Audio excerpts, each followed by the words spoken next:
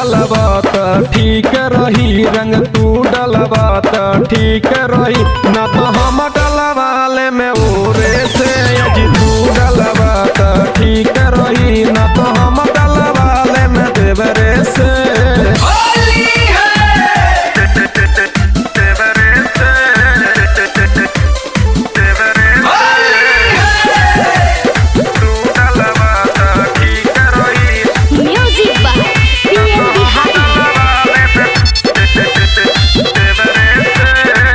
सैया चढ़ते फागुनवा खोजे डावल डोज मस्तीन, जी डावल डोज मस्तीन, रंग सोवा से बदनवाला के रंग और पोटीन, जी रंग और पोटीन,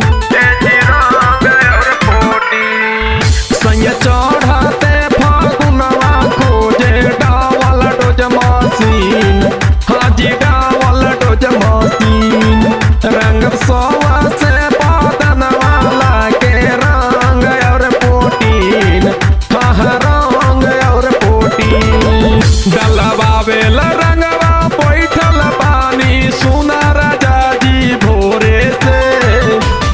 तू डलबा त ठीक रही, रंग तू डलबा त ठीक रही, न तो हम डलवाले में ओरे से यदि तू डलबा त ठीक रही, न तो हम डलवाले में केरो दे।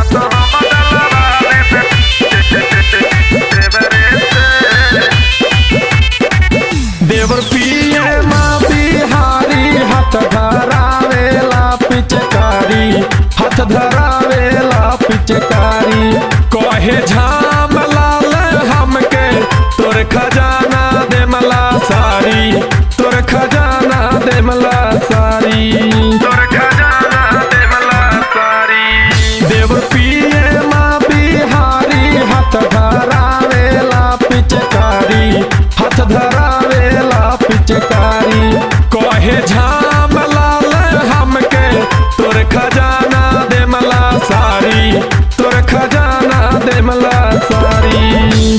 होली में नाही मन करेला सुनील का एक क्षण छोड़े के, तू डलबा त ठीक रही, रंग तू डलबा त ठीक रही, न तो हम डलवाले में देवरे से, रंग तू डलबा त ठीक रही, न तो हम डलवाले में औरों से।